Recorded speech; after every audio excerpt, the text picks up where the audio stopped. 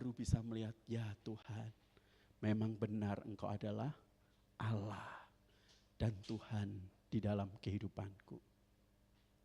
Selama ada nafas, selama ada Tuhan, selalu masih ada jalan dan harapan. Betul?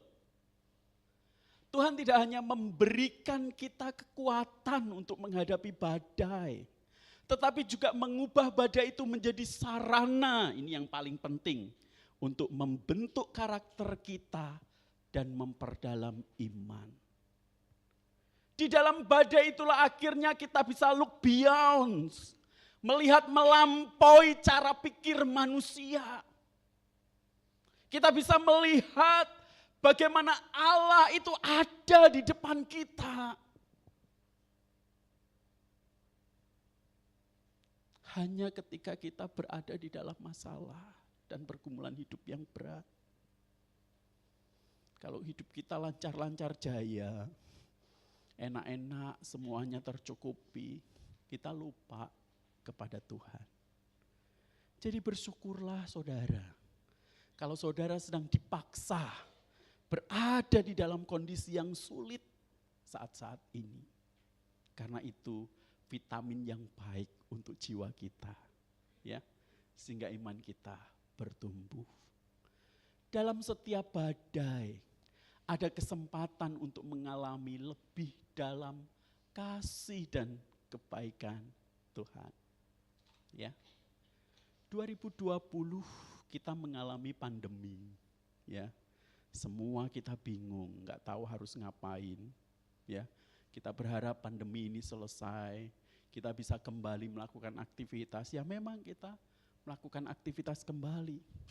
Tetapi kondisi ekonomi juga tidak membaik sampai hari ini, betul? Kita juga masih berada di dalam kesulitan hidup. Bahkan bangsa dan negara kita juga mengalami goncangan yang cukup berat, begitu. Ya. Tetapi bukankah di dalam kondisi seperti itu, ketika kita menoleh ke belakang, kita semakin melihat campur tangan Tuhan yang begitu besar dinyatakan atas kehidupan kita.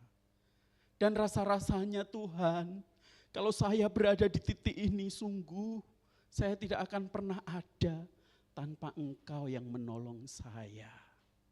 Tanpa Engkau yang memberikan kekuatan dan menopang saya sampai hari ini.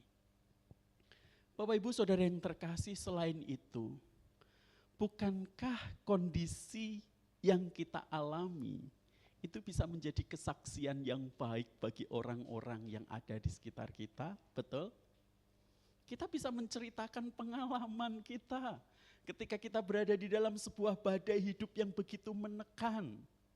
Terus kemudian Tuhan menolong kita.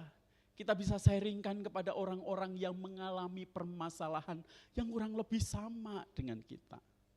Sehingga kita bisa menjadi berkat. Dan saya berharap jemaat-jemaat yang ada di tempat ini melihat setiap tekanan hidup sekarang dengan perspektif yang berbeda. Bukan dengan kacamata manusia kita, tetapi dengan kacamata Allah. Bahwa setiap goncangan hidup itu baik untuk kita. Justru disitulah Allah menyatakan kemuliaannya